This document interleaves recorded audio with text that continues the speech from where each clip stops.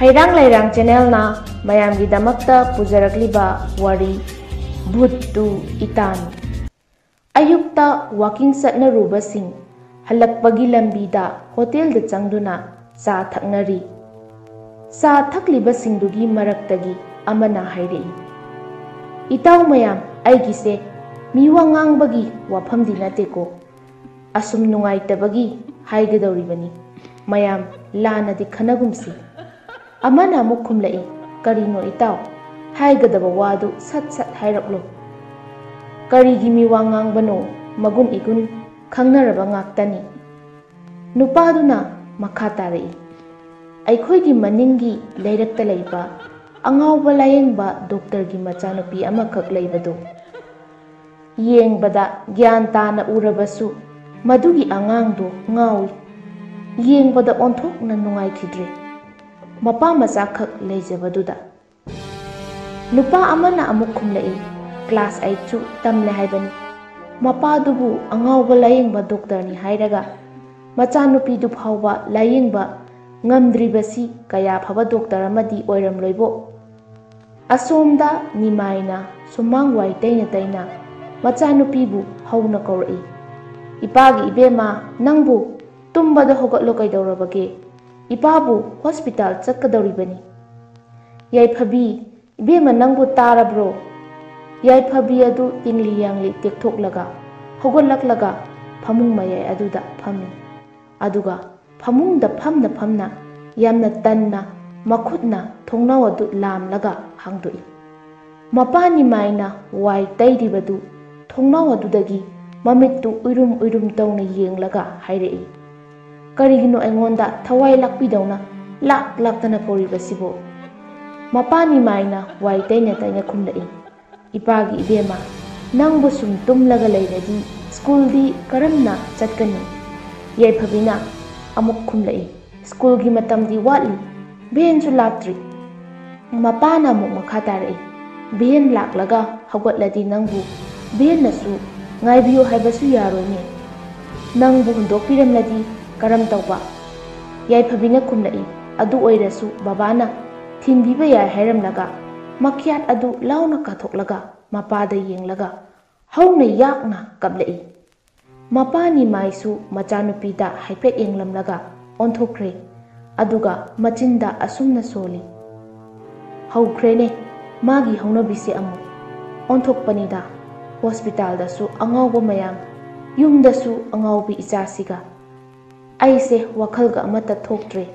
Aisu ngawraga makoigi marakta punna himinabana phagadawra mali tawrise.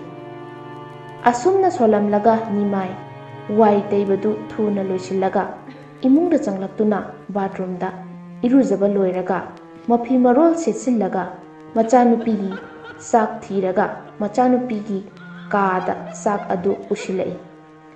Aduga sak adu table aduda thami. Yaiphabidi haujik phawba kappa toklamdi. Nimaina hairei. Ipagi ibema nang sakse sagera saroira nang thokpa tahuro. Ipadi hospital da yamna thuna chattaba yadri.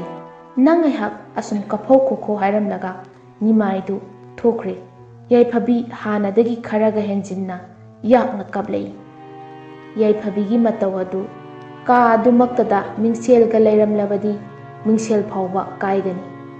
Nimaina kaphoro hairaga thuna thokre aduga gari thauduna hospital tamna chatkre. Mapa chatkrabada yaiphabi nungaina tanamada isai ngangduna leiri. Isai ngangna mapana thamlamba sak adu lauraga saba hawi. Sak sariba adusu makhutchu hamba nati aduga tumba hogatpagi machin mayasu amatta sengdribani. Sak adu asum charambadagi makhut ani changduna sak adubu makhutna metuna sanarami. Adumna tawbada sak adu phamung mayaya aduda oichai chairi. Asum sanarambadagi sak adu mamaya madi masamda ulap amu taisilami. Asumna yaiphabina sak adu sanaba loiraga pukham adu pairaga laktuna langthore. Yaiphabi magi kadagi thoraklaga sumangda Mapana duk katlamliba pulis sibong adugi manakta hipthakre. Makut aduna laigi katliba ising khusai adu lamlaga mamaida amuk haizili. Aduga laigi lei adu amuk paikhatlaga machet machet segairaga sanari. Khara amana mayada amuk hukchillaga mahau leina hauna jari. Nungsaga saba khangdaba makai sumang aduda yaiphabi hiplambadagi tumthakre. Yaiphabidi mapa halakpa matam yaurab phauba adum sumang aduda tumlaga lairami. Mapa nimaido mayum yaurakle. Nimaina garigi thongdu hek hangdorakpaga masana tawramliba phibam adu ubada kokchaubi phungkai. Aduga asumna machinda soli. Karino sina muktaramlisina. Aduga machanupigi manakta changlaktuna ningang phamthai. Masagi mamaya madi masamda pakliba sak sagring mayam adu ubada maraibakta makut hapli. Aduga machanupibu masanongduna hangdoi. Yaiphabi hugalaktuna mapana bathroomda changhallaga irujahalli. Irujaba loiraga mafi marol sesillaga mapagi manakta lai.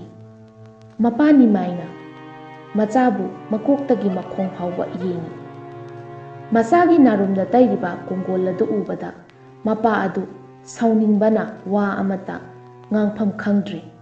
Aduga mapana tapna hairei irujaba loirabro ibema nangbo. Yaiphabina hoi baba nimaina phare adudi phadi adu puraga lau. Yaiphabina phadi puraktuna mapada pirami. Nimaina phadi adu lauraga machagi narumda tairiba kongol adu taithoklami. Numidangi matamni nimaina machanupi yaiphabibu chak chasilau haiduna kaurami. Yaiphabi makeup box ama pairaga sakhumda changlai. Dining table aduda makeup box adu thami aduga chakri amada phamtharaga keba horaklami. Tanja sida mapani maina sak thangdoraktuna dining table mathak aduda sak thamu. Mapasu chakri amada phamtharai. Aduga machanupida yenglaga hairei. Ibema sak asi chathoklasi.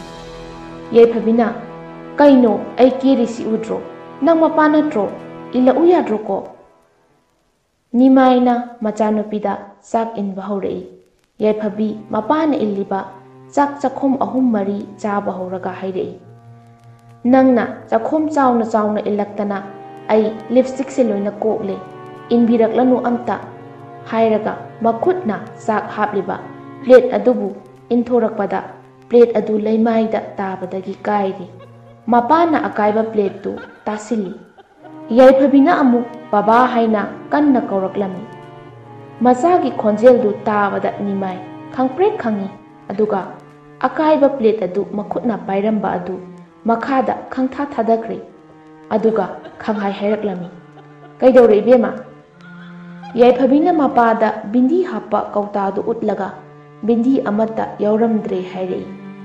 Nimaina khumlai ibema haujikti numidangni aduna hayeng lairasi ichagi bindi phaja phajaba mayam ama ipana soidan laibigani. Yaiphabina hairei yaroi hayeng laiba haujikmak laigadawani. Asumna hairaga magi haunabi makhyat launa kathoklaga kappido horakli. Nimaisu thempham khangdre yumthangnaba misingna taningti haiduna nungna makhoi yumda thajinbirakle. Kona thangda nimaina dukan phamba nupa amada call tawrami.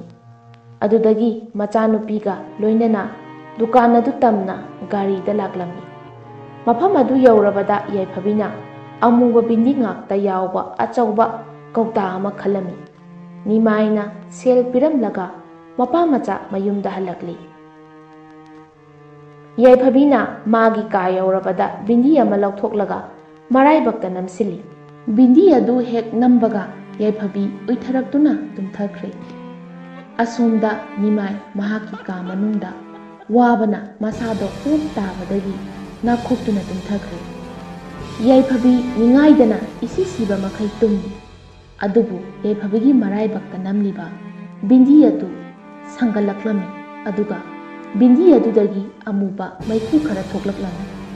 Amuba maiku adu ꯍꯃꯥꯡ ꯑꯗꯨꯗ ꯄꯨꯂꯞ ꯇꯥꯁꯤꯜꯂꯒ ꯀꯔꯤꯅꯣ ꯈꯪꯗꯕ ꯎꯀꯛ ꯃꯥꯟꯕ ꯏꯁꯥꯡ ꯁꯥꯡꯕ ꯑꯃꯈꯛ ꯑꯣꯟꯊꯣꯔꯛꯂꯤ꯫ ꯎꯀꯛ ꯃꯥꯟꯕ ꯑꯃꯨꯕ ꯑꯗꯨꯗꯒꯤ ꯈꯣꯟꯖꯦꯜ ꯑꯃ ꯊꯣꯔꯛꯇꯨꯅ ꯌꯥꯏꯐꯕꯤꯕꯨ ꯀꯧꯗꯨꯅ ꯍꯧꯗꯣꯛꯂꯝꯃꯤ꯫ ꯌꯥꯏꯐꯕꯤꯁꯨ ꯃꯤꯀꯞ ꯊꯣꯛꯂꯛꯂꯤ꯫ ꯑꯗꯨꯕꯨ ꯀꯔꯤꯅꯣ ꯈꯪꯗꯕ ꯎꯀꯛ ꯃꯥꯟꯕ ꯁꯛꯇꯝ ꯑꯗꯨ ꯎꯕꯗ ꯌꯥꯏꯐꯕꯤ ꯍꯔꯥꯎꯅ ꯏꯇꯥ ꯍꯥꯏꯔꯒ ꯐꯃꯨꯡꯗꯒꯤ ꯃꯨꯟꯅ ꯌꯦꯡꯂꯒ ꯀꯨꯝꯊꯔꯛꯇꯨꯅ ꯃꯨꯁꯨꯛ ꯃꯨꯕ ꯎꯀꯛ ꯃꯥꯟꯕ ꯁꯛꯇꯝ ꯑꯗꯨꯗ ꯀꯣꯟꯁꯤꯜꯂꯤ꯫ ꯑꯁꯣꯝꯗ ꯅꯤꯃꯥꯏꯁꯨ ꯃꯁꯥ ꯑꯗꯨ ꯑꯣꯟꯂꯥꯡ ꯑꯣꯟꯁꯥꯎꯅꯕꯗꯒꯤ ꯇꯨꯝꯕ ꯌꯥꯔꯝꯗꯦ꯫ ꯅꯤꯃꯥꯏ ꯃꯤꯀꯞ ꯊꯣꯛꯂꯛꯄꯗ ꯃꯁꯥ ꯑꯗꯨ ꯍꯨꯃꯥꯡꯅ ꯄꯨꯝꯆꯣꯠ ꯆꯣꯠꯂꯝꯂꯤ꯫ ꯏꯁꯤꯡꯁꯨ ꯌꯥꯝꯅ ꯈꯧꯔꯥꯡꯕ ꯑꯃ ꯐꯥꯎꯔꯝꯃꯤ꯫ ꯅꯤꯃꯥꯏ ꯏꯁꯤꯡ ꯊꯛꯀꯦ ꯍꯥꯏꯗꯨꯅ ꯆꯥꯛꯈꯨꯝ ꯇꯝꯅ ꯂꯥꯛꯏ꯫ ꯑꯗꯨꯕꯨ ꯐꯤꯜꯇꯔꯗ ꯏꯁꯤꯡ ꯑꯃꯠꯇ ꯌꯥꯎꯔꯝꯗ꯭ꯔꯤ꯫ ꯅꯤꯃꯥꯏ ꯆꯥꯛꯈꯨꯝ ꯑꯗꯨꯗꯒꯤ ꯊꯣꯛꯂꯛꯀꯦ ꯍꯦꯛ ꯇꯧꯕꯒ ꯇꯨꯡꯂꯣꯝꯗꯒꯤ ꯏꯁꯤꯡꯁꯤꯗ ꯂꯩꯔꯦ ꯍꯥꯏꯗꯨꯅ ꯍꯥꯏꯔꯛꯏ꯫ ꯈꯣꯟꯖꯦꯜ ꯑꯗꯨ ꯇꯥꯕꯗ ꯅꯤꯃꯥꯏ ꯌꯥꯝꯅ ꯊꯨꯅ ꯇꯨꯡ ꯑꯣꯟꯊꯣꯛꯂꯝꯃꯤ꯫ ꯑꯗꯨꯒ ꯒ꯭ꯂꯥꯁ ꯑꯗꯨ ꯊꯨꯅ ꯂꯧꯔꯒ ꯏꯁꯤꯡ ꯊꯛꯂꯝꯃꯤ꯫ ꯏꯁꯤꯡ ꯑꯗꯨ ꯊꯛꯄ ꯍꯦꯛ ꯂꯣꯏꯕꯒ ꯌꯦꯡꯂꯛꯄꯗ ꯀꯅꯥꯁꯨ ꯂꯩꯔꯝꯗ꯭ꯔꯤ꯫ ꯒ꯭ꯂꯥꯁ ꯑꯗꯨ ꯅꯤꯃꯥꯏꯒꯤ ꯈꯨꯠꯇꯒꯤ ꯈꯪꯇꯥ ꯇꯥꯈꯤ꯫ ꯆꯥꯛꯈꯨꯝ ꯑꯗꯨꯗꯒꯤ ꯌꯥꯝꯅ ꯊꯨꯅ ꯊꯣꯛꯂꯛꯏ꯫ ꯑꯗꯨꯒ ꯃꯆꯥꯅꯨꯄꯤ ꯌꯥꯏꯐꯕꯤꯒꯤ ꯀꯥꯗ ꯆꯪꯂꯛꯏ꯫ ꯃꯇꯝ ꯑꯗꯨꯗ ꯅꯤꯃꯥꯏ ꯃꯃꯤꯠ ꯑꯗꯨ ꯂꯥꯎꯊꯣꯛꯄ ꯃꯈꯩ ꯉꯛꯅ ꯇꯧꯔꯤꯕ ꯑꯗꯨꯗ ꯃꯨꯟꯅ ꯌꯦꯡꯏ꯫ ꯃꯆꯥꯅꯨꯄꯤꯒ ꯀꯔꯤꯅꯣ ꯈꯪꯗꯕ ꯎꯀꯛ ꯃꯥꯟꯕ मुसुक मुबा अमगा वारी सानरीबदु उबदा निमाय वा ngangbगा amata thokidre yaifabina mapana lepliba adu uthokre aduga sumna hairei baba masi aigi nungsibi itani asi hairaga karino khangdaba amuba aduda konsili madu ubada nimaina pakhatna hairei nang icha oirasu jut chaba angang di natre nang thokle horo hairamlaga yum adubu thadoklaga chenthorei sum chelakpada but sanaba nupa amagi thongalda chensilaklami adubu but sanaba nupa adudi matam aduda masada phi thongdana but sanari thabal mangal naga phabane tawramliba matawadu chelakliba nimaina ururi nimai madu ubada kanna laurai but sanaramliba nupa adusu khangladuna koichen cheli nimai su mafamadu thadokuna tapna tapna thorakli aduga sumna khali buttagi mine hena kire haiduni karinoba hojik tawramliba phibamdubu buttagi hena sathi asum lakpada krek krek lawba makholama hauna anakpadagi taraklami maduda onthoklaga nimaina yengwada usa amada karino lafum khangdraba saktama ma chatlaga leibadu urami nimai saktamaduna tawribadu munna yengi maduda saktamaduna hairei karino nangna engonda aduk munna yengido aise nupi nate nimaina khumlai nasaktu yengbamga amatta khangdi nangido engonda tamnaraktoriba natro saktamaduna hairei ai nangonda tamnabaga sangde aigi nupi mangkhibagi matha sari aigi nupi adu puraktrabadi aikhoi buloiba mapuna aigi sak thakpiroi haire nimaina khumlai o ukak manbadu nangi nupi oire aikhoida leihawi lawjaru law saktamadu usada sum chatlambadagi nimaigi manakta khangchong chongsilai saktamaduna nimaida hairei adudi noida chatlasla o haiduna but aduga nimaigi yumda lakminare yum yaurabada yaiphabigi kada changlai saktamaduna ukak manba amuba saktamadu ubada hairei nangdi sida kaidawramli haiduna ukak manba adubu makhutna pairaga chingba horakle matam adu maktada yaiphabina ukak manba adubu kanna konsilaga pukhiba yaroi haina kanna lawrami khonjel adu tabada saktamadu maninghali aduga saktamaduna hairei ai sirasu sijahorage masigi angangsigi makhutta sidoi saru ai kadaidanoma chatlaga sijarurage hairamlaga saktamadu mangkhre yaiphabina mapada yenglaga hairei ngasaidagi kadaida chatluge itase chak lami chak thonglao ado itagidi maitanga chaka thonggadawani atai kari mata yawba yade mapani mayadu tuminna leptuna lei madu ubada elisna sauna lawklami chatlo haido chatlo machanupina lawrakpadu tabada nimai machada amuk yeng amuba ukak manba saktamaduda amuk yenglaga matin kut launa chaning tana yotharaga chakhumlomda changkhre sakhum yorabada nimaina alu ama lokhatlaga gyasta maitan manba makhai laurami alu adu maitan olabada chaka punna thonglami sak thongba loiraga machanupi aduda chak loire hairurage haina mamaidu onthorakpada machanupiga ukak manba saktamaduga leplaga leiramadu ubada nimai khangprek khangna leimaida maning hallaga tusilni aduga yaiphabini haire sak to loiradi saphudo mangonda puthoraklo hairamlaga ani adu thokri nimai su hogwatlaga chaphudu pairaga mangolda thoklai aduga machanupigi manakta thamlaga wangangdana lepli yaiphabi kaisu hairamdana yena kharomda changkiduna la ama hekladuna thoklai aduga khangemba maduda la adu tharaga saphu adudagi chadum ahum lokhatlaga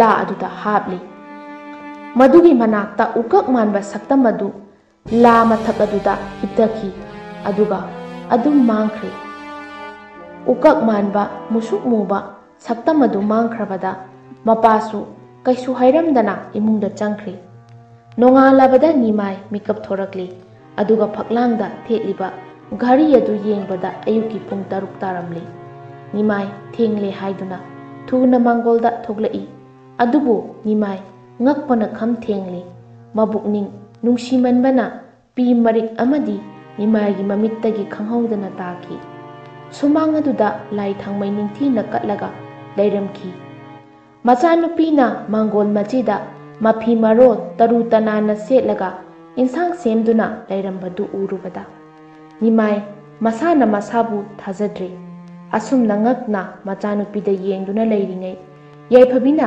mapada nungsina yenglaga momon noksilai machana momon noksilakpasida nimai haraubadi lairadana akiba amadum phaurai aduga thuna yangna imungda changkhre nimai ayuki masa sengdokpa pumba loiraduna chakhumda sak thongi haiduna changlakpada yaiphabina chak loiraga leiramni yaiphabina mapa changlakpa ubada sumna hairei baba chak loire hospital chatpado chak charaga chatkho nimaina hangoina khumlai yare ai chak chaningdre hairamlaga thuna thokre yaiphabina ayuktagi karimata susade baba chak se khara charaga chatpadi phabani adubu mapadi karisu khumlamdana adum chatkre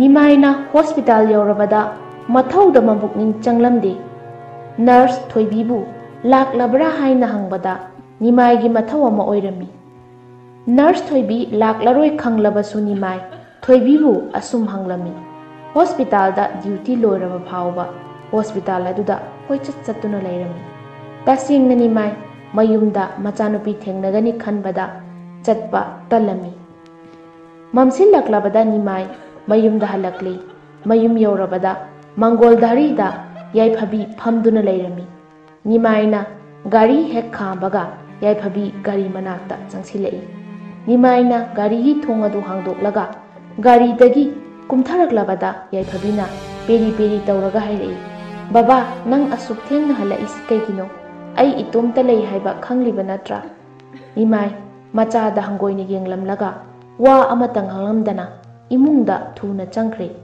yaiphabi mapagi mataudu kharadi nungaitre adubu masu chakhumda changlaka chak thiraga dining table mathakta thammi aduga mapagi ka tamna lakpada ka adu thonglon silami yaiphabina thong adu thillaga baba sak sarula o haiduna kaujai adubu mapadi karimata kumlaktre mapani maina kumlaktrabaduda yaiphabi saksangda amu laklaga chak mamang aduda phammi mapa adu phana koina ngairabasu laktre haujikti yaiphabi chak lambana masadu kainoma tawrakle yaiphabi mapagi kada amuk laklaga thong adu thillaga baba baba haina hanjin hanjin kaurami adubu mapadi handaksu khumlaktre handakti yaiphabi makhol nikna haire karigino baba nang aingonda karimata haidribadi aina kaubasu khumbidriba karigino yaiphabina ꯕꯕꯥꯅ ꯑꯌꯨꯛ ꯆꯥꯛ ꯆꯥꯗꯅ ꯆꯠꯈꯤꯕꯗꯨꯗ ꯑꯩꯁꯨ ꯅꯨꯡꯉꯥꯏꯇꯗꯨꯅ ꯆꯥꯛ ꯆꯥꯗ꯭ꯔꯦ꯫ ꯑꯩ ꯆꯥꯛ ꯌꯥꯝꯅ ꯂꯥꯝꯃꯦ, ꯆꯥꯛ ꯆꯥꯔꯨꯔꯁꯤ ꯂꯥꯛꯑꯣ꯫ ꯕꯕꯥ ꯅꯪ ꯀꯔꯤꯝꯇ ꯈꯨꯝꯗ꯭ꯔꯤꯁꯦ ꯀꯔꯤꯒꯤꯅꯣ ꯍꯥꯏꯔꯒ ꯌꯥꯏꯐꯕꯤ ꯃꯈꯣꯜ ꯊꯣꯛꯅ ꯀꯞꯂꯛꯂꯤ꯫ ꯀꯥ ꯃꯅꯨꯡꯗꯨꯗ ꯇꯨꯃꯤꯟꯅ ꯂꯩꯔꯝꯕ ꯅꯤꯃꯥꯏ ꯃꯆꯥꯒꯤ ꯋꯥꯍꯩꯗꯨ ꯇꯥꯕꯗ ꯅꯨꯡꯉꯥꯏꯇ꯭ꯔꯗꯨꯅ ꯊꯣꯡ ꯍꯥꯡꯗꯣꯔꯛꯂꯤ꯫ ꯑꯗꯨꯒ ꯃꯆꯥꯒꯤ ꯃꯄꯤ ꯑꯗꯨꯕꯨ ꯇꯩꯊꯣꯛꯄꯤꯔꯒ ꯑꯁꯨꯝꯅ ꯍꯥꯏꯔꯛꯏ, ꯕꯕꯥ ꯀꯩꯁꯨ ꯇꯧꯗꯤꯌꯦ, ꯆꯥꯛ ꯆꯥꯊꯣꯛꯔꯁꯤ ꯂꯥꯛꯑꯣ ꯍꯥꯏꯗꯨꯅ ꯃꯄꯥ ꯃꯆꯥ ꯆꯥꯛꯈꯨꯝꯗ ꯆꯪꯂꯛꯇꯨꯅ ꯆꯥꯛ ꯆꯥꯃꯤꯟꯅꯔꯝꯃꯤ꯫ ꯅꯤꯃꯥꯏ ꯆꯥꯛ ꯇꯣꯛꯂꯒ ꯄꯣꯊꯥꯔꯨꯔꯒꯦ ꯍꯥꯏꯔꯝꯂꯒ ꯃꯥꯒꯤ ꯀꯥꯗ ꯆꯪꯂꯛꯇꯨꯅ ꯐꯃꯨꯡꯗꯨꯗ ꯍꯤꯞꯊꯔꯒ ꯁꯣꯔ ꯆꯥꯅꯤꯡ ꯇꯥꯅ ꯍꯣꯟꯊꯔꯒ ꯃꯇꯣꯝꯇ ꯈꯜꯂꯤ, ꯀꯔꯤꯅꯣꯅꯦ ꯑꯩꯒꯤ ꯏꯆꯥꯅꯨꯄꯤꯁꯤꯕꯨ ꯄꯣꯛꯄꯗꯒꯤ ꯋꯥꯈꯜ ꯆꯣꯏꯔꯒ ꯄꯣꯛꯂꯛꯄꯅꯤ, ꯂꯥꯌꯦꯡꯂꯕꯁꯨ ꯐꯔꯔꯣꯏ ꯍꯥꯏꯗꯨꯅ ꯑꯩꯅ ꯊꯦꯝꯂꯒ ꯂꯣꯏꯅꯕꯅꯤ꯫ ꯑꯗꯨꯒ ꯉꯁꯤ ꯈꯪꯍꯧꯗꯅ ꯒ꯭ꯌꯥꯟ ꯇꯥꯔꯛꯂꯤꯕꯁꯤꯅ ꯀꯃꯥꯏꯅ ꯇꯧꯔꯤꯕꯖꯥꯠꯅꯣ?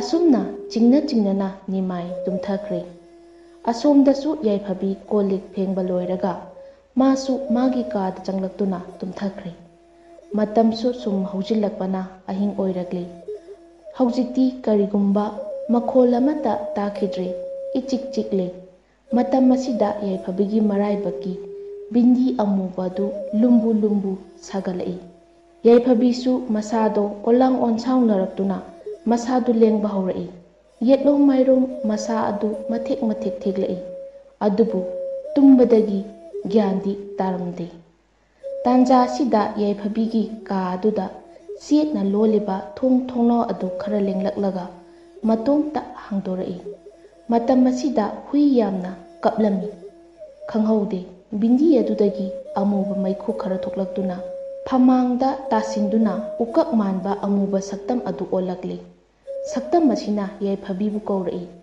ꯌꯥꯏꯐꯕꯤꯁꯨ ꯃꯤꯀꯞ ꯊꯣꯛꯂꯛꯇꯨꯅ ꯍꯧꯒꯠꯂꯒ ꯐꯝꯃꯤ꯫ ꯑꯗꯨꯒ ꯁꯛꯇꯝ ꯑꯗꯨꯗ ꯃꯣꯃꯣꯟ ꯅꯣꯛꯂꯒ ꯌꯦꯡꯉꯤ꯫ ꯁꯛꯇꯝ ꯑꯗꯨ ꯂꯩꯃꯥꯏꯗꯒꯤ ꯄꯥꯏꯈꯠꯂꯛꯇꯨꯅ ꯊꯣꯡ ꯑꯗꯨ ꯐꯥꯎꯗꯣꯛꯂꯒ ꯃꯄꯥꯟꯂꯣꯝꯗ ꯊꯣꯛꯈ꯭ꯔꯦ꯫ ꯁꯛꯇꯝ ꯑꯗꯨꯅ ꯍꯦꯛ ꯊꯣꯛꯈꯤꯕꯒ ꯀꯥ ꯑꯗꯨꯒꯤ ꯊꯣꯡ ꯑꯗꯨ ꯈꯪꯍꯥꯡ ꯍꯥꯡꯗꯣꯛꯂꯛꯈꯤ꯫ ꯊꯣꯡ ꯑꯗꯨ ꯍꯦꯛ ꯍꯥꯡꯗꯣꯛꯄꯒ ꯌꯥꯏꯐꯕꯤ ꯃꯁꯥꯗꯨ ꯐꯤꯚꯝ ꯑꯃ ꯇꯧꯔꯛꯂꯤ꯫ ꯃꯉꯛ ꯑꯗꯨ ꯌꯦꯠꯂꯣꯝ ꯃꯥꯏꯔꯣꯝ ꯊꯦꯛꯂꯛꯂꯤ꯫ ꯃꯃꯤꯠꯇꯨ ꯑꯃꯨꯕ ꯑꯃꯠꯇ ꯌꯥꯎꯗꯅ ꯉꯧꯔꯣꯛ ꯉꯧꯔꯛꯂꯤ꯫ ꯀꯨꯂꯩ ꯀꯨꯆꯨ ꯑꯣꯏꯔꯝꯕ ꯀꯨꯆꯨ ꯑꯗꯨ ꯏ ꯊꯥꯡꯗꯕꯒꯨꯝ ꯉꯧꯔꯣꯛ ꯉꯧꯔꯛꯂꯤ꯫ ꯃꯆꯤꯟ ꯑꯗꯨꯁꯨ ꯃꯨꯁꯨꯛ ꯃꯨꯁꯤꯜꯂꯛꯈꯤ꯫ ꯑꯗꯨꯒ ꯃꯔꯥꯏꯕꯛꯀꯤ ꯕꯤꯟꯗꯤ ꯑꯃꯨꯕ ꯑꯗꯨꯗꯤ ꯃꯨꯛꯇꯥꯒꯨꯝꯅ ꯃꯉꯥꯜ ꯅꯥꯏꯔꯛꯈꯤ꯫ ꯌꯥꯏꯐꯕꯤꯁꯨ ꯀꯥ ꯑꯗꯨꯗꯒꯤ ꯁꯨꯃꯥꯡꯗ ꯊꯣꯔꯛꯂꯤ꯫ ꯑꯗꯨꯒ ꯃꯁꯝ ꯃꯅꯥ ꯏꯐꯥ ꯐꯥꯔꯗꯨꯅ ꯁꯨꯃꯥꯡ ꯑꯗꯨꯗ 3 ꯀꯣꯏꯔꯝꯃꯤ꯫ ꯃꯗꯨ ꯂꯣꯏꯔꯒ ꯁꯨꯃꯥꯡ ꯑꯗꯨꯗ ꯍꯤꯞꯊꯔꯒ ꯃꯊꯦꯛ ꯃꯊꯦꯛ ꯊꯦꯛꯂꯛꯇꯨꯅ ꯁꯨꯃꯥꯡ ꯑꯗꯨꯗ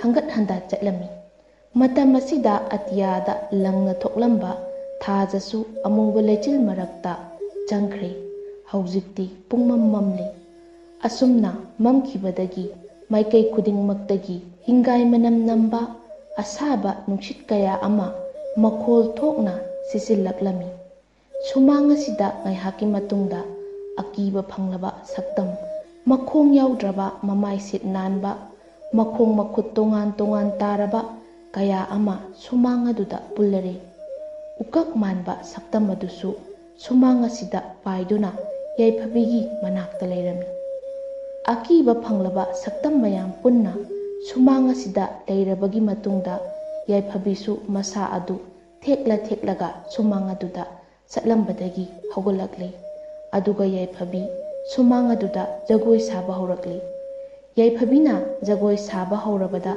ꯁꯛꯇꯝ ꯃꯌꯥꯝ ꯑꯗꯨꯁꯨ ꯖꯒꯣꯏ ꯁꯥꯕ ꯍꯧꯔꯛꯂꯝꯃꯤ꯫ ꯑꯁꯣꯝꯗ ꯌꯥꯏꯐꯕꯤꯒ ꯌꯨꯝꯊꯪꯅꯅ ꯂꯩꯕ ꯃꯤꯌꯥꯏ ꯆꯜꯂꯕ ꯇꯣꯝꯕꯨꯡꯗꯨ ꯁꯥꯃꯟꯕꯗꯒꯤ ꯃꯤꯀꯞ ꯊꯣꯛꯂꯛꯂꯝꯃꯤ꯫ ꯑꯗꯨꯒ ꯃꯥꯒꯤ ꯀꯥꯗꯨꯗꯒꯤ ꯊꯣꯡꯅꯥꯎ ꯍꯥꯡꯗꯣꯛꯂꯛꯄꯗ ꯅꯤꯃꯥꯏ ꯍꯣꯏꯒꯤ ꯁꯨꯃꯥꯡꯗ ꯀꯔꯤꯅꯣ ꯈꯔ ꯃꯃꯤ ꯁꯥꯃꯤ ꯂꯩꯕꯗꯨ ꯎꯔꯝꯃꯤ꯫ ꯇꯥꯟꯖꯥ ꯑꯁꯤꯗ ꯉꯁꯥꯏꯗꯒꯤ ꯑꯃꯨꯕ ꯂꯩꯆꯤꯜ ꯃꯔꯛꯇ ꯂꯣꯠꯂꯒ ꯂꯩꯔꯝꯕ ꯊꯥꯖ ꯑꯗꯨ ꯊꯣꯛꯂꯛꯂꯤ꯫ ꯊꯥꯖ ꯑꯗꯨꯒꯤ ꯃꯉꯥꯜꯗ ꯅꯤꯃꯥꯏ ꯍꯣꯏꯒꯤ ꯁꯨꯃꯥꯡꯗ ꯑꯀꯤꯕ ꯐꯪꯂꯕ ꯁꯛꯇꯝꯒꯤ ꯃꯔꯛꯇ ꯌꯥꯏꯐꯕꯤꯅ ꯂꯩꯅ ꯖꯒꯣꯏ ꯁꯥꯕꯗꯨ ꯎꯕꯗ ꯇꯣꯝꯕꯨꯡ ꯊꯥꯖꯗꯗꯨꯅ ꯃꯃꯤꯠ ꯅꯣꯏꯔꯒ ꯑꯃꯨꯛ ꯌꯦꯡꯂꯛꯄꯗ ꯌꯥꯏꯐꯕꯤ ꯃꯇꯣꯝꯗ ꯖꯒꯣꯏ ꯁꯥꯔꯒ ꯂꯩꯔꯝꯃꯤ꯫ ꯃꯗꯨꯗ ꯇꯣꯝꯕꯨꯡꯅ ꯀꯟꯅ ꯂꯥꯎꯔꯒ ꯍꯥꯏꯔꯛꯏ, ꯇꯥꯅꯤꯃꯥꯏ, ꯅꯆꯥꯅꯨꯄꯤꯁꯤ ꯃꯄꯥꯜ ꯖꯒꯣꯏ ꯁꯥꯔꯒ ꯂꯩꯔꯦ꯫ ꯑꯁꯨꯝꯅ ꯍꯟꯖꯤꯟ ꯍꯟꯖꯤꯟ ꯇꯣꯡꯕꯨꯡꯅ ꯂꯥꯎꯔꯛꯂꯝꯃꯤ꯫ ꯅꯤꯃꯥꯏꯁꯨ ꯃꯃꯤꯠ ꯈꯔ ꯈꯔ ꯁꯤꯡꯂꯛꯄ ꯃꯇꯝ ꯑꯣꯏꯕꯅ ꯂꯥꯎꯔꯤꯕ ꯑꯗꯨ ꯇꯥꯔꯝꯃꯤ꯫ ꯅꯤꯃꯥꯏꯅ ꯊꯣꯛꯂꯛꯄꯗ ꯊꯣꯡꯖꯤꯜ ꯃꯄꯥꯜ ꯑꯗꯨꯗ ꯑꯀꯤꯕ ꯐꯪꯂꯕ ꯁꯛꯇꯝ ꯃꯌꯥꯝ ꯑꯃꯒ ꯌꯥꯏꯐꯕꯤꯒ ꯖꯒꯣꯏ ꯁꯥꯔꯝꯕꯗꯨ ꯎꯕꯗ ꯅꯤꯃꯥꯏ ꯌꯦꯡꯕ ꯉꯝꯗꯗꯨꯅ ꯃꯃꯤꯠ ꯎꯏꯁꯤꯜꯂꯤ, ꯑꯗꯨꯒ ꯃꯀꯣꯛ ꯉꯥꯎꯔꯛꯄꯗꯒꯤ ꯂꯩꯃꯥꯏꯗ ꯐꯝꯊꯔꯝꯃꯤ꯫ ꯑꯁꯣꯝꯗ ꯇꯣꯡꯕꯨꯡꯅ ꯎꯔꯝꯗꯕ ꯑꯀꯤꯕ ꯁꯛꯇꯝꯁꯤꯡ ꯑꯗꯨ ꯎꯔꯛꯂꯦ꯫ ꯇꯣꯡꯕꯨꯡꯅ ꯂꯥꯎꯕ ꯂꯦꯞꯂꯒ ꯃꯇꯤꯟ ꯌꯣꯠꯁꯤꯜꯂꯒ ꯁꯛꯇꯝꯁꯤꯡ ꯑꯗꯨꯗ ꯃꯨꯟꯅ ꯌꯦꯡꯉꯤ꯫ ꯑꯁꯨꯝꯅ ꯌꯦꯡꯂꯤꯉꯩ ꯊꯣꯡꯅꯥꯎ ꯑꯗꯨꯒꯤ ꯃꯄꯥꯟꯂꯣꯝꯗ ꯃꯃꯤꯠ ꯅꯥꯝꯃ, ꯉꯛꯁꯪ ꯉꯥꯡꯅ ꯄꯥꯟꯕ, ꯃꯅꯥꯇꯣꯟ ꯌꯥꯎꯗꯕ, ꯃꯈ꯭ꯌꯥꯠ ꯏꯁꯥꯡ ꯁꯥꯡꯕ, ꯃꯁꯥꯅ ꯁꯔꯨ ꯄꯣꯂꯥꯡ ꯑꯣꯏꯕ ꯁꯛꯇꯝ ꯑꯃ ꯊꯣꯛꯂꯛꯇꯨꯅ ꯍꯥꯏꯔꯛꯏ, "ꯍꯩ, ꯀꯩꯅꯣ ꯅꯪꯅ ꯀꯣꯏꯂꯥꯎ ꯂꯥꯎꯔꯤꯗꯣ?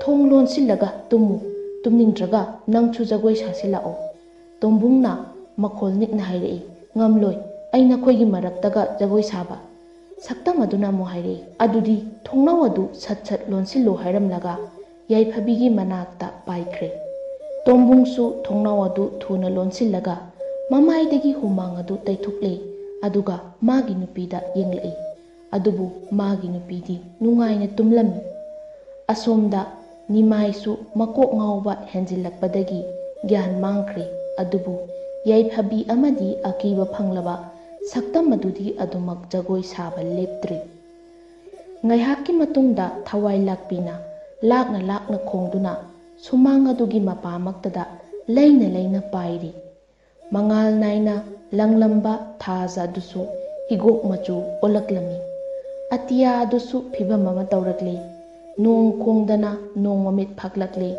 ꯃꯇꯝ ꯑꯁꯤꯗ ꯌꯥꯏꯐꯕꯤ ꯖꯒꯣꯏ ꯁꯥꯔꯝꯕꯗꯒꯤ ꯂꯦꯞꯂꯒ ꯑꯇꯤꯌꯥꯗ ꯃꯃꯥꯏꯗꯣ ꯅꯣꯡꯈꯠꯂꯒ ꯃꯍꯥꯛꯀꯤ ꯕꯤꯟꯗꯤ ꯑꯗꯨꯗꯒꯤ ꯑꯃꯨꯕ ꯃꯩꯈꯨ ꯊꯣꯛꯂꯛꯏ, ꯑꯗꯨꯒ ꯃꯁꯥ ꯑꯗꯨ ꯄꯥꯏꯈꯠꯂꯛꯏ꯫ ꯂꯩꯔꯤꯕ ꯑꯀꯤꯕ ꯁꯛꯇꯝꯁꯤꯡ ꯑꯗꯨꯁꯨ ꯃꯁꯥ ꯑꯗꯨ ꯇꯣꯉꯥꯟ ꯇꯣꯉꯥꯟ ꯇꯥꯗꯨꯅ ꯌꯥꯏꯐꯕꯤꯒꯤ ꯑꯀꯣꯏꯕꯗ ꯀꯣꯏꯂꯩ ꯂꯩꯗꯨꯅ ꯄꯥꯏꯔꯝꯂꯒ ꯃꯥꯡꯈ꯭ꯔꯦ꯫ ꯌꯥꯏꯐꯕꯤꯒꯤ ꯃꯔꯥꯏꯕꯛꯇ ꯅꯝꯕ ꯕꯤꯟꯗꯤ ꯑꯗꯨꯗꯒꯤ ꯊꯣꯛꯂꯝꯕ ꯑꯃꯨꯕ ꯃꯩꯈꯨ ꯑꯗꯨꯁꯨ ꯊꯣꯛꯂꯛꯈꯤꯗ꯭ꯔꯦ꯫ ꯌꯥꯏꯐꯕꯤꯁꯨ ꯄꯥꯏꯔꯝꯕ ꯑꯗꯨꯗꯒꯤ ꯂꯩꯃꯥꯏꯗ ꯀꯨꯝꯊꯔꯛꯂꯤ꯫ ꯎꯀꯛ ꯃꯥꯟꯕ ꯑꯃꯨꯕ ꯁꯛꯇꯝ ꯑꯗꯨꯈꯛ ꯉꯥꯏꯍꯧꯔꯦ ꯍꯧꯖꯤꯛ꯫ ꯌꯥꯏꯐꯕꯤꯅ ꯑꯃꯨꯕ ꯁꯛꯇꯝ ꯑꯗꯨ ꯌꯦꯡꯂꯒ ꯅꯣꯛꯁꯤꯜꯂꯤ, ꯑꯗꯨꯒ ꯑꯃꯨꯕ ꯁꯛꯇꯝ ꯑꯗꯨꯗ ꯆꯦꯖꯦꯠꯅ ꯀꯣꯟꯁꯤꯜꯂꯤ꯫ ꯑꯗꯨꯒ ꯑꯃꯨꯕ ꯁꯛꯇꯝ ꯑꯗꯨꯒ ꯌꯥꯏꯐꯕꯤꯒ ꯏꯃꯨꯡꯗ ꯆꯪꯂꯛꯄꯗ ꯃꯄꯥ ꯅꯤꯃꯥꯏ ꯂꯩꯃꯥꯏꯗ ꯇꯥꯗꯨꯅ ꯂꯩꯔꯝꯕꯗꯨ ꯎꯕꯗ ꯌꯥꯏꯐꯕꯤꯒ ꯑꯃꯨꯕ ꯎꯀꯛ ꯃꯥꯟꯕ ꯁꯛꯇꯝ ꯑꯗꯨꯒꯅ ꯅꯤꯃꯥꯏꯕꯨ ꯊꯥꯡꯒꯠꯂꯒ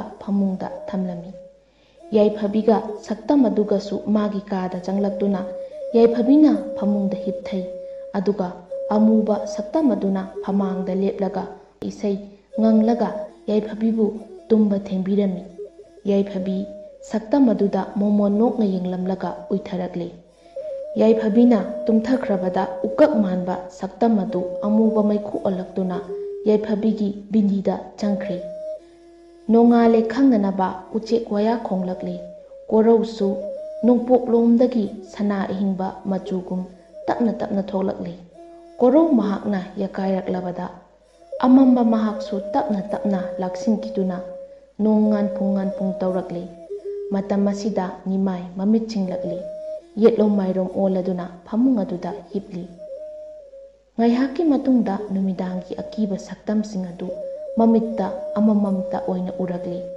ꯑꯁꯨꯝꯅ ꯅꯤꯡꯁꯤꯡꯂꯛꯄ ꯑꯁꯤꯗ ꯅꯤꯃꯥꯏ ꯃꯁꯥ ꯄꯨꯝꯕ ꯇꯨ ꯆꯨꯡꯂꯤ꯫ ꯑꯗꯨꯒ ꯑꯁꯨꯝꯅ ꯑꯃꯨꯛ ꯈꯜꯂꯛꯏ, "ꯑꯩꯕꯨ ꯉꯔꯥꯡ ꯊꯣꯡꯖꯤꯜ ꯃꯄꯥꯜꯗ ꯀꯣꯛ ꯉꯥꯎꯔꯒ ꯐꯝꯊꯈꯤꯕꯅꯤ, ꯑꯗꯨꯒ ꯐꯃꯨꯡꯁꯤꯗ ꯀꯃꯥꯏꯅ ꯂꯩꯔꯝꯂꯤꯕ? ꯉꯔꯥꯡꯒꯤꯗꯨꯕꯨ ꯃꯪ ꯑꯣꯏꯔꯕ ꯖꯥꯠꯂꯥ?" ꯑꯁꯨꯝꯅ ꯈꯜꯂꯤꯉꯩ ꯆꯥꯛꯈꯨꯝꯗ ꯀꯣꯜ ꯂꯤꯛ ꯇꯥꯕꯒꯤ ꯃꯈꯣꯜ ꯇꯥꯔꯛꯏ꯫ ꯅꯤꯃꯥꯏ ꯃꯈꯣꯜꯗꯨ ꯇꯥꯕꯗ ꯃꯁꯥ ꯑꯗꯨ ꯇꯨꯝꯄꯛ ꯇꯥꯁꯤꯟꯗꯨꯅ ꯍꯤꯞꯂꯤ꯫ ꯉꯥꯏꯍꯥꯛꯀꯤ ꯃꯇꯨꯡꯗ ꯃꯤ ꯑꯃ ꯆꯠꯄꯒꯤ ꯈꯣꯡꯊꯥꯡ ꯃꯈꯣꯜ ꯇꯥꯔꯛꯂꯝꯃꯤ꯫ ꯃꯤ ꯑꯃꯅ ꯁꯣꯔꯣ ꯁꯣꯔꯣ ꯇꯧꯕꯒꯤ ꯃꯈꯣꯜ ꯈꯔꯁꯨ ꯇꯥꯔꯤ꯫ ꯅꯤꯃꯥꯏ ꯀꯤꯊꯤ ꯀꯤꯔꯨꯝ ꯇꯧꯅ ꯃꯃꯤꯠ ꯈꯛꯇ ꯂꯦꯡꯗꯨꯅ ꯀꯣꯏꯂꯩ ꯂꯩꯗꯨꯅ ꯀꯔꯤꯕꯨ ꯊꯣꯛꯂꯛꯄ ꯍꯥꯏꯗꯨꯅ ꯌꯦꯡꯂꯤ꯫ ꯃꯤ ꯆꯠꯄ ꯁ꯭ꯔꯣꯠ ꯁ꯭ꯔꯣꯠ ꯇꯧꯕ ꯃꯈꯣꯜꯁꯤꯡ ꯑꯗꯨꯗꯤ ꯁꯨꯡꯂꯦꯞ ꯂꯦꯞꯂꯝꯗꯦ꯫ ꯑꯁꯨꯝꯅ ꯀꯤꯅ ꯀꯤꯅ ꯂꯩꯔꯤꯉꯩ ꯊꯣꯡ ꯑꯗꯨ ꯀꯟꯅ ꯊꯤꯜꯂꯛꯂꯝꯃꯤ꯫ ꯊꯣꯡ ꯑꯗꯨ ꯊꯤꯜꯂꯛꯄ ꯑꯗꯨꯗ ꯅꯤꯃꯥꯏ ꯀꯤꯈꯤꯕꯅ ꯃꯁꯥ ꯑꯗꯨ ꯅꯤꯛꯂꯦ꯫ thong adu thinna thinna Yaifabina kauraki. Baba, Baba, thengli haugatlu. Nimai kaurakliba adu thajaramdi adubu. Lambida gari chenbagi makhol haujikta taraklami. Matam asida khumlai au au tare haugatli haiduna haugalaktuna thong adu hangdokpaga mangol thuklakpada nong adu pungan ngalamli. Aduga matomda sole bhap pharaga butthoi haiduni aina haujik ayuksida taurise hairaga matomta noklami. Nimai ayukki masa sengdokpa loire Yaifabina breakfast semlami. Nimaina breakfast adu chadi chai adubu masada ihai hainaramdi. Yaifabina hairei Baba ngasidi chak charaga chatluko. Nimaina hairei hoi chagi nangdi school chatlaroidra. Thengkini losillo ben laklani. Yaifabina ngakna yengi aduga mangak adu paitharaga machinda murum murum soli. School. Nimai machagi mataudu ubada khautak chai aduga yamna thuna khangdaba saraga hairei Ibema kai insang thonglage. Yaifabina asumna mapana hairakpadu tabada momon noklaga chakhum adudagi thokre. Nimai machagi mataudu gyan tajade mathwaisu yamna nungaijaramdi. Nimaina gari thaudorakpada nupa amada thengge taurami. Nupa adu Nimaigi Laikai maiba amu oirami. Maiba amuna Nimaida mamit adu khana yenglami. Nimai mityengdu hainadraduna wa amata nganglamdana mityeng adudagi nathaiduna gari adu thauraga adumak chatkhre. Maiba amu mayumda thuna changlaktuna mangoldari aduda phamthai aduga masak adu asaubagi saktam ama oiraki. Pisumani adu suktokpada thengnagadawre. Maiba amuna khali Masigi angawbagi doctor Nimai haibasina nahan mathau irei leitadana ahing nongyaiduda changlaklaga aigi lai sanabagasu thugairamli. Nahandu nahakna thugairambadagi aina tainaba wakhiba mayamdo adugi laman horen ahing nangi nupi hatkibadawna apumbi soiren thajinduna angawbi nacha aduga punna napana chabu mihat thina hatlage haina mabuk manungda chap yungna khankre. Numidangi matamni mi pumnamak tumnare haiba matamduda maiba amu yompak ama pairaga thoklaktuna lamlong ahum phangba lambida khongrai challaga phamtharaga mamit usillaga machinda lairon chonbada mamitta turel mapal urai. Maiba amu mamit khangpang pangthoraktuna yompak adu pairaga haugalai. Aduga yamna thuna turel mapal tamna chatlami. Turel mapal adu yaurabada mi lakpra haina mamai adu koilei leiduna yenglabada kanasu lakpa uramde. Aduga amamba aduda yompak aduna turel mapalgi leibak adu tauba haurakle. Ngaihak taurabagi matungda sengphatraba thabal mangal aduda ahingba chaphu ahum leiribadu urami. Chaphu adu urabada maiba amu machin adu phairap tauna noklaga chaphu aduda yengi. Aduga yompak adu thamle. Aduga machinda lairon chona chaphu ahum adubu laukhatlaga laibak tauthokliba adugi nakanda thamlaga laibak adu hanagumna yompakna sujinduna semle. Aduga chaphu ahum adu pairaga mayum yaunanaba lai. Mayum yaurabada maningi wa marakta chaphu ahum adubu thammi. Maiba amusu khongrai channa phamtharaga lairon chonba haurakle. Ngaihaki matungda chaphu manungdagi angang macha ahum thoklaktuna leplaga makhol ahummak chap manana hairei. Aikhoibu haudoklibasi karigino maiba amuna hairei. Ngasidagi nakhoiga aiga marup oiragadabani.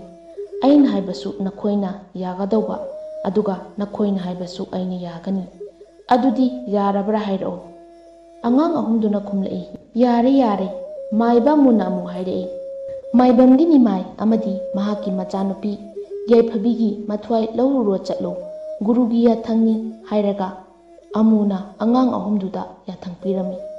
Angang ahum adu akiba phanglaba saptra kaya tauraga sumlakpana Nimaigi sumangda leplare. Hui singsu kappi lepa laitana angang ahum adu saptra kaya ga loinana Yaifabigi ka adu thong hangdoklaga changlai. Adubu Yaifabigi ka adu het yaubaga ꯇꯧꯔꯝꯕ ꯁꯞꯇ꯭ꯔ ꯑꯗꯨ ꯂꯦꯞꯈ꯭ꯔꯦ꯫ ꯑꯉꯥꯡ ꯑꯗꯨ ꯌꯥꯏꯐꯕꯤꯗ ꯃꯨꯟꯅ ꯌꯦꯡꯏ꯫ ꯌꯥꯏꯐꯕꯤ ꯎꯆꯤ ꯃꯄꯤ ꯑꯆꯧꯕ ꯑꯃ ꯆꯥꯔꯤ, ꯃꯃꯥꯏꯗꯁꯨ ꯏ ꯇꯩꯔꯤ꯫ ꯃꯅꯥꯛꯇ ꯎꯀꯛ ꯃꯥꯟꯕ ꯃꯨꯁꯨꯛ ꯃꯨꯕ ꯁꯛꯇꯝ ꯑꯃꯁꯨ ꯂꯩꯔꯤ꯫ ꯃꯇꯧ ꯑꯗꯨꯗ ꯑꯉꯥꯡ ꯑꯍꯨꯝ ꯑꯗꯨ ꯍꯥꯟꯅ ꯑꯩꯈꯣꯏꯅ ꯍꯥꯠꯀꯗꯧꯕ ꯃꯤꯁꯨ ꯑꯃꯠꯇ ꯂꯩꯇꯦ, ꯃꯁꯤꯗꯤ ꯚꯨꯠꯀꯤ ꯂꯩꯐꯝꯅꯤ ꯇꯧꯔꯤꯁꯦ ꯍꯥꯏꯅꯔꯒ ꯑꯉꯥꯡ ꯑꯍꯨꯝ ꯑꯗꯨ ꯃꯥꯏꯕ ꯑꯃꯨꯒꯤ ꯃꯅꯥꯛ ꯇꯝꯅ ꯆꯦꯟꯈ꯭ꯔꯦ꯫ ꯃꯥꯏꯕ ꯑꯃꯨꯒꯤ ꯃꯅꯥꯛ ꯌꯧꯔꯕꯗ ꯃꯥꯏꯕ ꯑꯃꯨꯅ ꯍꯥꯏꯔꯛꯏ, "ꯊꯕꯛ ꯃꯥꯏ ꯄꯥꯛꯂꯕ ꯅꯠꯇ꯭ꯔꯥ? ꯅꯈꯣꯏꯒꯤ ꯑꯄꯥꯝꯕꯗꯨ ꯑꯃꯨꯛ ꯍꯥꯏꯔꯣ"꯫ ꯑꯉꯥꯡ ꯑꯍꯨꯝ ꯑꯗꯨꯅ ꯍꯥꯏꯔꯛꯏ, "ꯃꯈꯣꯏꯒꯤ ꯏꯃꯨꯡꯗꯨꯗꯤ ꯑꯍꯤꯡꯕ ꯊꯋꯥꯏ ꯑꯃꯠꯇ ꯂꯩꯇꯦ, ꯚꯨꯠ ꯉꯥꯛꯇ ꯂꯩꯔꯝꯃꯤ"꯫ ꯋꯥ ꯑꯗꯨ ꯇꯥꯕꯗ ꯃꯥꯏꯕ ꯑꯃꯨ ꯉꯛꯅ ꯌꯦꯡꯏ, ꯑꯗꯨꯒ ꯍꯥꯏꯔꯛꯏ, "ꯐꯔꯦ, ꯉꯁꯤꯒꯤꯗꯤ ꯆꯐꯨ ꯑꯍꯤꯡꯕꯁꯤꯗ ꯆꯪꯂꯛꯂꯣ"꯫ ꯑꯁꯨꯝꯅ ꯍꯥꯏꯕ ꯂꯣꯏꯕꯒ ꯑꯉꯥꯡ ꯑꯍꯨꯝ ꯑꯗꯨ ꯆꯐꯨ ꯑꯍꯤꯡꯕ ꯑꯗꯨꯗ ꯆꯪꯈ꯭ꯔꯦ꯫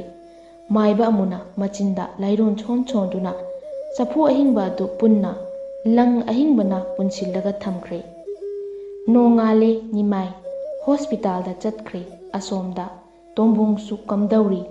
ꯅꯍꯥꯟ ꯅꯨꯃꯤꯗꯥꯡ ꯃꯍꯥꯛꯅ ꯅꯤꯃꯥꯏ ꯍꯣꯏꯒꯤ ꯁꯨꯃꯥꯡꯗ ꯎꯈꯤꯕ ꯑꯀꯤꯕ ꯐꯪꯂꯕ ꯁꯛꯇꯝ ꯀꯌꯥꯒ ꯂꯣꯏꯅꯅ ꯌꯥꯏꯐꯕꯤꯅ ꯖꯒꯣꯏ ꯁꯥꯕꯗꯨ ꯅꯤꯡꯁꯤꯡꯗꯨꯅ ꯂꯩꯔꯝꯃꯤ꯫ ꯑꯗꯨꯕꯨ ꯃꯍꯥꯛ ꯃꯥꯒꯤ ꯅꯨꯄꯤ ꯐꯥꯎꯕ ꯍꯥꯏꯗꯣꯛꯇ꯭ꯔꯦ꯫ ꯇꯣꯝꯕꯨꯡ ꯀꯔꯤ ꯋꯥꯈꯜꯗꯒꯤꯅꯣ ꯈꯪꯗꯦ, ꯃꯁꯥ ꯑꯗꯨ ꯂꯩꯐꯝ ꯆꯥꯐꯝ ꯈꯪꯗꯕ ꯑꯃ ꯐꯥꯎꯔꯗꯨꯅ ꯗꯣꯂꯥꯟ ꯃꯊꯛꯇ ꯀꯥꯈꯠꯂꯒ ꯕꯦꯔꯦꯟꯗꯥꯗ ꯂꯦꯞꯂꯒ ꯅꯤꯃꯥꯏ ꯍꯣꯏꯒꯤ ꯁꯨꯃꯥꯡꯗ ꯃꯃꯥꯏ ꯑꯣꯟꯁꯤꯜꯂꯒ ꯅꯤꯃꯥꯏ ꯍꯜꯂꯛꯄ ꯉꯥꯏꯔꯤ꯫ ꯉꯥꯏꯍꯥꯛꯀꯤ ꯃꯇꯨꯡꯗ ꯅꯤꯃꯥꯏꯅ ꯁꯨꯃꯥꯡꯗ ꯒꯥꯔꯤ ꯊꯧꯖꯤꯜꯂꯛꯄ ꯎꯔꯝꯃꯤ꯫ ꯑꯗꯨꯒ ꯇꯣꯝꯕꯨꯡꯅ ꯗꯣꯂꯥꯟꯗꯒꯤ ꯊꯨꯅ ꯀꯨꯝꯊꯔꯛꯂꯒ ꯅꯤꯃꯥꯏꯒꯤ ꯃꯌꯨꯝꯗ ꯂꯥꯛꯂꯝꯃꯤ꯫ ꯅꯤꯃꯥꯏꯒꯤ ꯃꯌꯨꯝ ꯌꯧꯔꯕꯗ ꯆꯨꯔꯤ ꯃꯈꯥꯗ ꯂꯦꯞꯂꯒ ꯅꯤꯃꯥꯏꯕꯨ ꯀꯧꯔꯝꯃꯤ, ꯑꯗꯨꯕꯨ ꯌꯥꯏꯐꯕꯤ ꯑꯣꯏꯅ ꯊꯣꯔꯛꯂꯝꯃꯤ꯫ ꯇꯣꯝꯕꯨꯡ ꯌꯥꯏꯐꯕꯤ ꯊꯣꯔꯛꯄ ꯎꯕꯗ ꯃꯁꯥꯗꯨ ꯈꯧꯇꯛ ꯆꯥꯏ, ꯑꯗꯨꯒ ꯌꯥꯏꯐꯕꯤꯗ ꯃꯨꯟꯅ ꯌꯦꯡꯏ꯫ ꯌꯥꯏꯐꯕꯤꯅ ꯍꯥꯏꯔꯛꯏ, "ꯀꯀꯥ, ꯀꯔꯤ ꯂꯩꯔꯒꯦ"꯫ ꯕꯕꯥꯗꯨ ꯏꯔꯨꯖꯕ ꯆꯪꯈꯤ꯫ ꯑꯗꯨꯕꯨ ꯌꯥꯏꯐꯕꯤꯒꯤ ꯃꯇꯨꯡꯗ ꯀꯔꯤꯅꯣ ꯈꯪꯗꯕ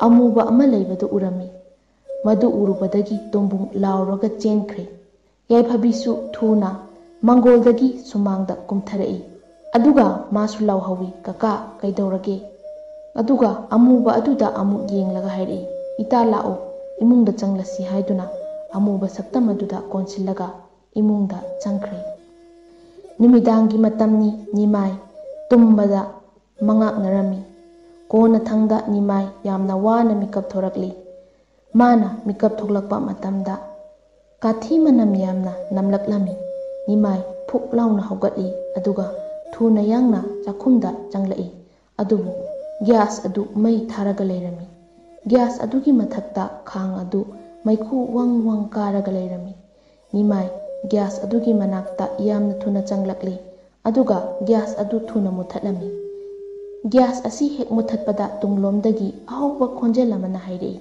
"ꯀꯩꯗꯧꯔꯤꯅꯣ ꯑꯗꯨꯗ"꯫ ꯈꯣꯟꯖꯦꯜ ꯑꯗꯨ ꯇꯥꯕꯗ ꯅꯤꯃꯥꯏ ꯃꯁꯥ ꯑꯗꯨ ꯈꯪꯄ꯭ꯔꯦꯛ ꯈꯪꯏ, ꯑꯗꯨꯒ ꯊꯨꯅ ꯑꯣꯟꯊꯣꯔꯛꯄꯗ ꯃꯆꯥꯅꯨꯄꯤ ꯌꯥꯏꯐꯕꯤ ꯃꯃꯤꯠꯇ ꯑꯃꯨꯕ ꯑꯃꯠꯇ ꯌꯥꯎꯗꯅ ꯌꯥꯝꯅ ꯅꯛꯅ ꯂꯦꯞꯂꯒ ꯂꯩꯔꯝꯕꯗꯨ ꯎꯕꯗ ꯅꯤꯃꯥꯏ ꯀꯟꯅ ꯂꯥꯎꯔꯒ ꯃꯁꯥ ꯑꯗꯨ ꯈꯪꯆꯣꯡ ꯆꯣꯡꯈꯠꯂꯒ ꯃꯁꯥ ꯑꯗꯨ ꯇꯥꯁꯤꯜꯂꯒ ꯂꯩꯔꯝꯃꯤ꯫ ꯑꯗꯨꯕꯨ ꯃꯃꯤꯠꯇꯨꯅ ꯂꯣꯟꯅ ꯑꯃꯨꯛ ꯃꯆꯥꯅꯨꯄꯤꯗ ꯌꯦꯡꯂꯛꯏ꯫ ꯃꯇꯝ ꯑꯁꯤꯗ ꯌꯥꯏꯐꯕꯤꯅ ꯒ꯭ꯌꯥꯁ ꯃꯊꯛꯇꯨꯗ ꯂꯩꯔꯤꯕ ꯃꯅꯤꯜ ꯀꯥꯗꯨꯅ ꯂꯩꯔꯤꯕ ꯈꯥꯡ ꯑꯁꯥꯕꯗꯨ ꯃꯈꯨꯠꯅ ꯇꯥꯞ ꯂꯥꯎꯅ ꯄꯥꯏꯔꯒ ꯃꯄꯥꯟꯂꯣꯝꯗ ꯊꯣꯛꯈ꯭ꯔꯦ꯫ ꯃꯆꯥꯅꯨꯄꯤ ꯊꯣꯛꯈ꯭ꯔꯕꯗꯨꯗ ꯅꯤꯃꯥꯏ ꯃꯁꯥ ꯑꯗꯨ ꯅꯦꯅ ꯇꯥꯏ, ꯑꯗꯨꯒ ꯈꯣꯡꯊꯥꯡ ꯃꯈꯣꯜ ꯊꯣꯛꯍꯟꯗꯅ ꯇꯞꯅ ꯇꯞꯅ ꯊꯣꯛꯂꯛꯂꯒ ꯊꯣꯡꯖꯤꯟ ꯃꯔꯨꯝꯗ ꯂꯨꯝꯂꯒ ꯃꯆꯥꯅꯨꯄꯤꯅ ꯇꯧꯔꯤꯕ ꯑꯗꯨ ꯂꯣꯟꯅ ꯌꯦꯡꯂꯝꯃꯤ꯫ ꯌꯥꯏꯐꯕꯤꯅ ꯑꯁꯥꯕ ꯈꯥꯡ ꯑꯗꯨ ꯁꯨꯃꯥꯡꯒꯤ ꯇꯨꯜꯁꯤ ꯃꯈꯣꯡ ꯑꯗꯨꯗ ꯊꯝꯃꯤ, ꯑꯗꯨꯒ ꯃꯉꯛ ꯑꯗꯨ ꯌꯦꯠꯂꯣꯝ-ꯃꯥꯏꯔꯣꯝꯗ ꯊꯦꯛ ꯊꯦꯛꯏ, ꯑꯗꯨꯒ ꯃꯔꯥꯏꯕꯛꯇ ꯅꯞꯂꯤꯕ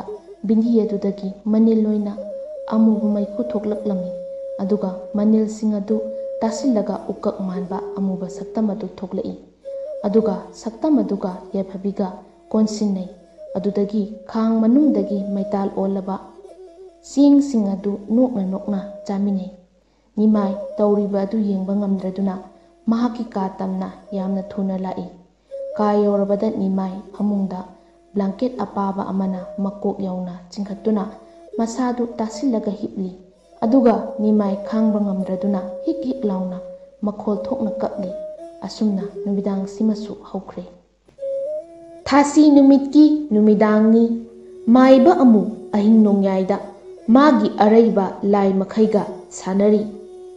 Mayam sigi marakta apumbi soiren ahum adusu chien chongduna sanari. Asomdana yaiphabi tumlambadagi masa adu thek thek theglai. Aduga maraibaki bindi amuba adudagi manil oina amuba maikhu khara paithoraklaga ka aduda koipai pairami. Adudagi maikhu sing adu tasillaga ukak manba saktam adu olakle. Aduga amuk nupi amagi sabanda musuk muba saktam oina olakle. Aduga yaiphabibu kaurai. Yaiphabisu hagolaklaga saktam aduda mamai mamit adu sugatlaga yengi. Saktam adu paikhatlaga yaiphabigi masada tinkre. Saktam aduna yaiphabigi masada hek tinkibaga yaiphabi masa adu laimaida thek thek kolaga makhong mari panba sagumna managanna laimairomda thanglaga masam aduna laimaida sro sro chinglaga mamai aduna nongthaklomda yengkhatlaga maiba amugi mayumda laklami. Maiba amugi yumda yaiphabi yoraklabada maiba amuna sanaramba apumbi soiren ahum adusu maikai amada yenglaga kappa horakle. Asumna bhut pret sanariba tinmu laimu pumba maikai amaromda yenglaga kappa horaklami. Khara amana koitien cheli maiba amu amukta thengnadriba oibanina magi laising aduda munna yengi.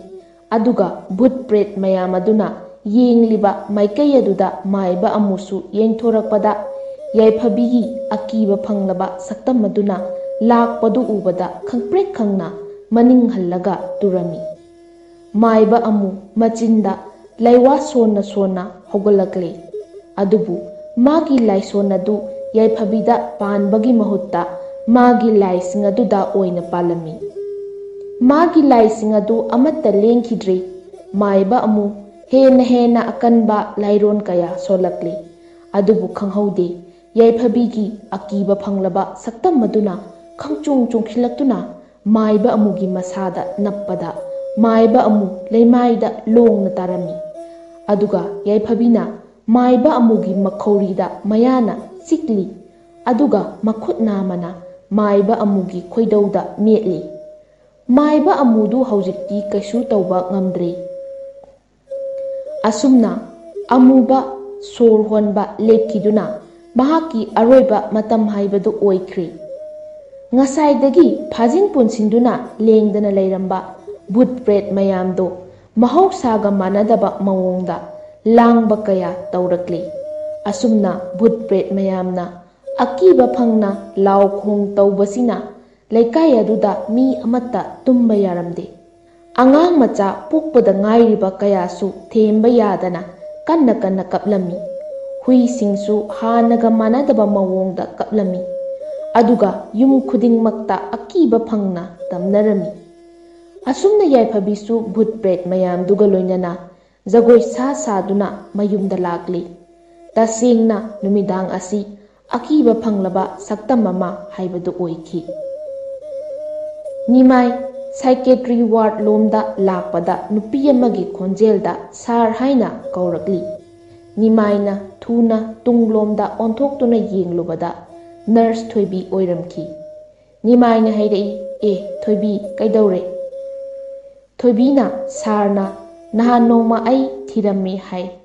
Sarna aibu thibadi karigi oirabano. Nimaina o aina nang thirambadi ataigi nate. Lai amata kurumge taubani.